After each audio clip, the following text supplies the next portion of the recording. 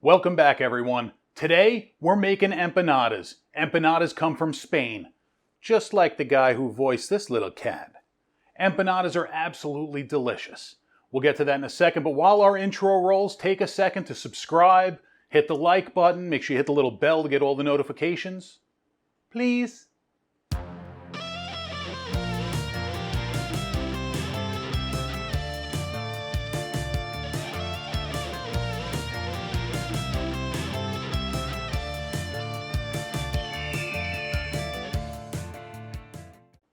So what is an empanada? Dough, filling, wrapped around, deep fried. Anytime you wrap food around another food, it's bound to be delicious. There's just no way around it. It's amazing. So we're going to do beef, we're going to do chicken, and we're going to do apple pie. You're going to love it. This is great. Let's make it. So let's get started making our beef filling. First, we're going to add 1/2 cup of sofrito, which is, it's jarred. It's tomato, green bell pepper, onions, cilantro, garlic. You know the brand. They ain't paying. Same thing with this. Diced tomatoes and green chili. You know the brand. They ain't paying. I ain't mentioning it. 1/2 can, which is about 7.5 or so ounces of plain canned tomato sauce. 1 teaspoon each of garlic and onion powder. Then some magical Sazon Goya seasoning. This has saffron, which gives a nice color, and it's got MSG, which gives some good flavor. But there's not a lot of MSG, so don't be scared. We're going to stir this up on medium heat. Start getting that sauce warm. The smell is amazing. Then we're going to add 1 pound of lean ground beef. This is 93% lean right here. Bubble, bubble, bubble. We're going to break this up. The sauce and cooking the meat in the sauce as opposed to browning it first is going to help break up the meat more. You're not going to have big chunks of ground beef. Look at that. Season with salt and pepper to taste. Make sure you taste it as you go. Just don't taste it with raw meat.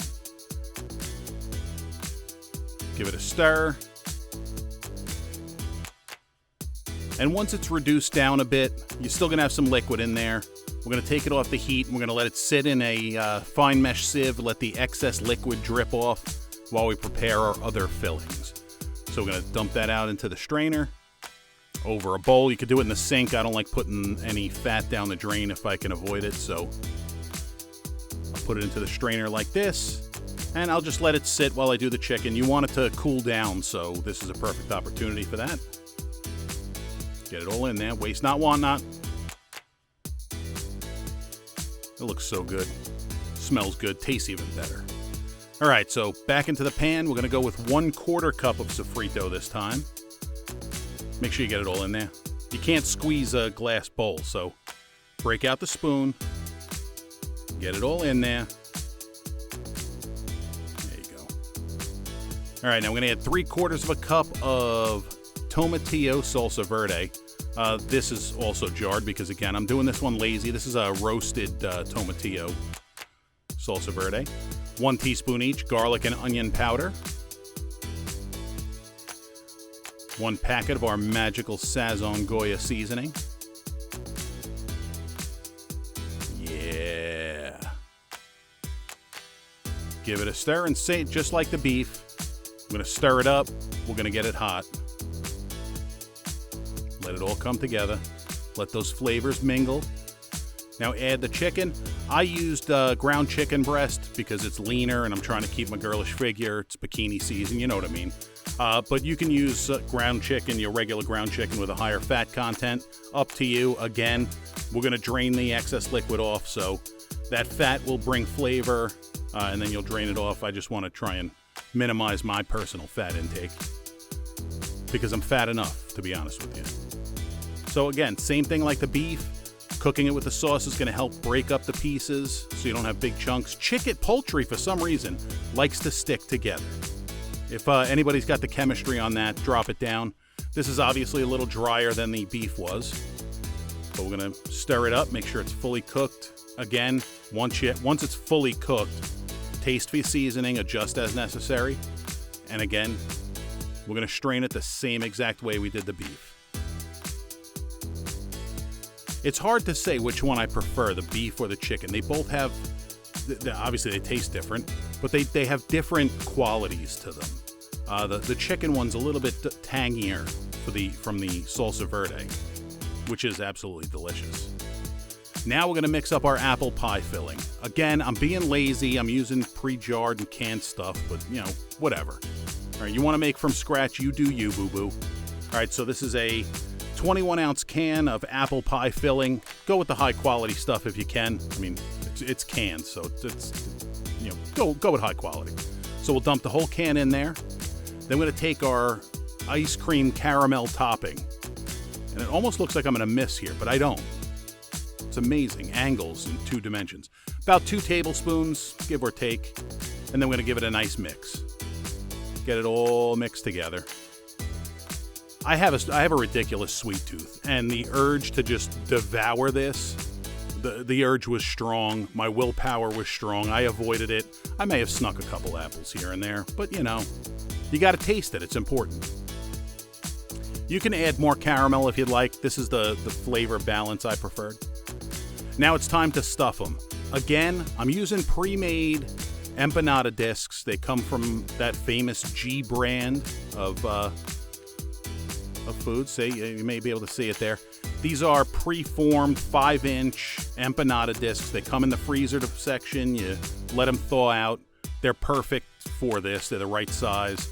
So we're going to stuff them. Make sure you thaw them out. Again, as you're getting this stuff prepared, let them sit on the counter and thaw out, because if they're frozen, no good. So we're going to take it. You're going to cut a sheet of parchment paper a little bit bigger than what you're working on. You'll see it's easier to spin as you crimp it. That's a number 24 disher. I think it's about it's like 1.5 ounces to 1.75 ounces. So put it in the middle, tamp it down with your thumb, fold it over, make sure they're even, and with a fork you're going to crimp the edge. I don't know if it's necessary to double crimp it, do both sides. I like to. I don't know why. Make sure you have a good grip on the fork though, because you're going to be doing a lot of these, and if you don't have a good grip, you're going to cramp up, and that's no good. So I like to double crimp. I'll do one side, flip it over, do the other side. Again, don't know if it's necessary, but that's just how I do it. So, you know, do it how you like. Try it out. I think it looks prettier if you do it on both sides. So there was one. We're going to do another one for you just so you can see how that went. Got our disc. Give it a nice healthy scoop. Going to fold it over. Use your thumb to adjust. You want to try and avoid getting the meat on the seam, otherwise it's not going to seal right. There you go. Crimp it with the fork. Now when I do these, because I do tons of them, I'll one sheet of each flavor. I'll put it out on parchment, and I make sure you label things as you go. I'll just write beef on the corner of the paper with the Sharpie. This way I don't confuse them. Lay them all out. Cover them with a damp paper towel. This way they stay moist as you do each batch. Now we're going to do the chicken. Same exact process. One scoop right in the middle. Look at that. Use your thumb, even it out, fold it in half.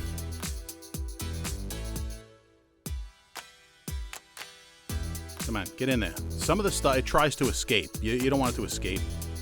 You show it who's boss.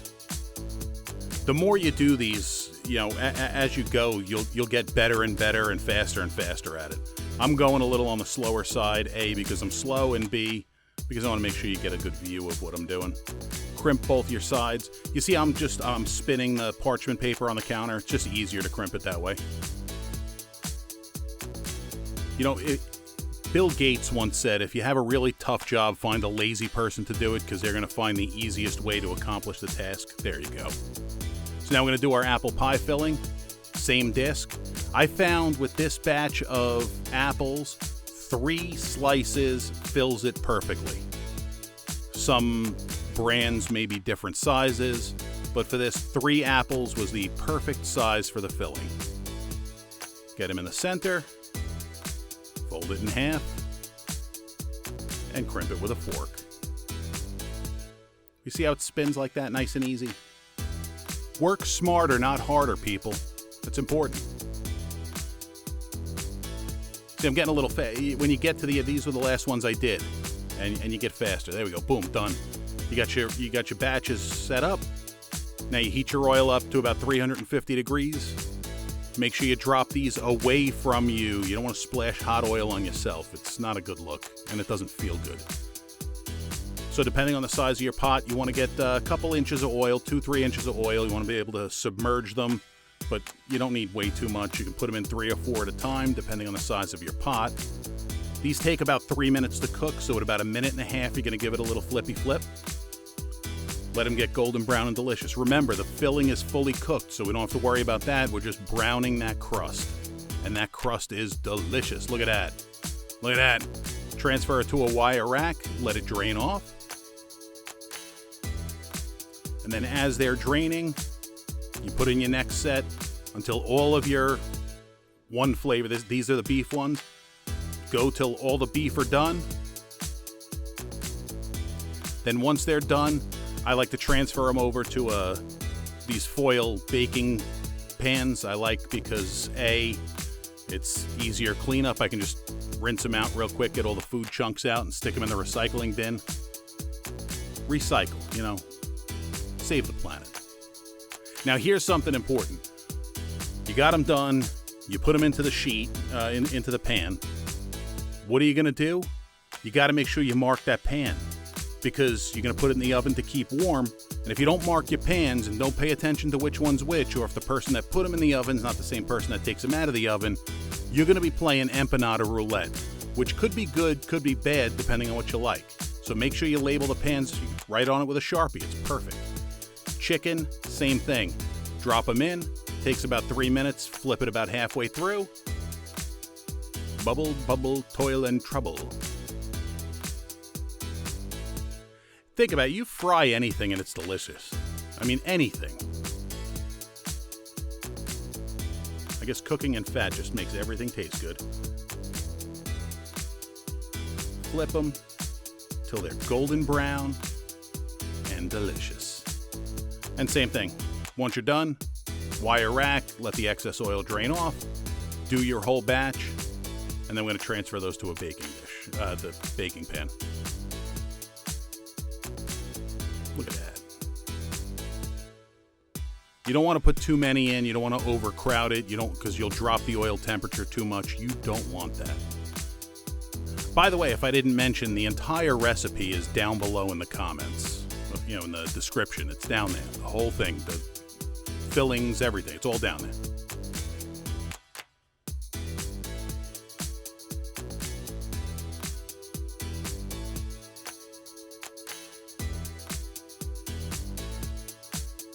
These truly are delicious. And they're time consuming to make, you know, because it's tedious. You're making, I think I made 40 in total. So it's time consuming, but it's not difficult. Anyone can do this. Actually, this is a fun thing to do with the kids. You help them fill and, you know, have a little fun stuff in the empanadas. Let them drain off. Once they're fully done, you transfer them over to that baking pan. Again, make sure you label your pan. Sharpie on the side works perfect. You do not want to play, well, I mean, maybe you do want to play empanada roulette. That's pretty fun. Usually when we're done with them and there's leftovers, we put them all into one bag, and whatever you get, you get. Except for the apple. You don't want to put that, because you'll see what we do with that in a second. It's delicious. See, chicken, or CHX, because I'm lazy and I abbreviate things. So now the apple, same thing. We're going to drop them in. We're going to let them fry. Let them get golden brown. But once they're done and we take them out, this is very important. We're going to sprinkle on some cinnamon sugar, because why not? But you got to make sure you do that when it's hot so they stick.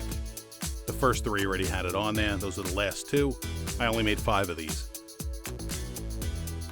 Because again, I'm trying to cut down on the sweets and stuff. Got to keep my girlish figure, so I'll cut down on the amount of sweet stuff I make, but I'll still deep fry it. I don't know, it makes sense to me, all right? All right, we fried them up, now let's plate them. I'm still learning this food artistry thing, so forgive me. Give it a nice little squiggle of sour cream. Probably could have kept going on that one, but hey, you know. Daniel-san, focus. There we go. Look at that. It's so pretty. Now the chicken ones, I'll give a little squiggle too. We'll go in circles, why not? Put a little extra of that salsa verde on top. This roasted tomatillo salsa verde, it's available nationwide in the stores. You can find it if you look for a brand with the letter H. They didn't pay, so I'm not mentioning it. So now our apple empanadas, gonna serve with some vanilla ice cream. And we'll put a little caramel sauce on top, because why not? Look at that. Look at that. Now I know I have diabetes. Look at that. Oh my. Oh my. All right, so now we made them. We have to eat them. This beef one smells so delicious. I can't wait to eat it. Here we go. Mmm. Mmm. Mmm. Mmm. Oh, good. All right. All of those seasonings, tomatoes. Look how pretty that is. So good. All right, so I did a terrible job plating this up, but it's still going to be delicious. Ugly, but delicious. I'm not a food stylist. What do you want from me? I know you want better. All right, let's give it a go and see how it is. Mmm. Mmm. Wow. Wow. Wow. The salsa verde is so good. Yeah, I know. It's not homemade, but it's good. So my fantastic plating ended up making it look like a smile. It's happy. It's happy to be eaten. Get a hold of the empanada first.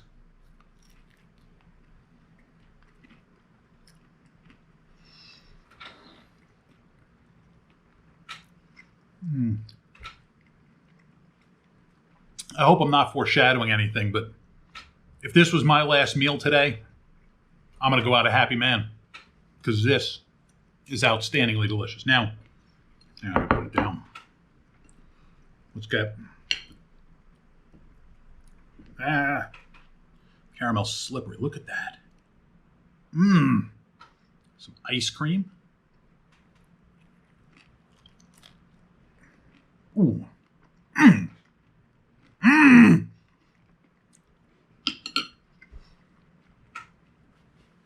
There are some things I make that come out even better than I thought they would. Absolutely amazing. That's it. Absolutely amazing. So there you have it. Empanadas. Absolutely delicious. Make this. Let me know how you did. If you have any suggestions, something you want to see me make, drop it down in the comments. You want to tell me I suck? Drop it down in the comments. You want to tell me hi? Drop that down in the comments too, but make sure you click the like button, subscribe, and hit the bell. We will catch you guys next time. Thank you so much for watching.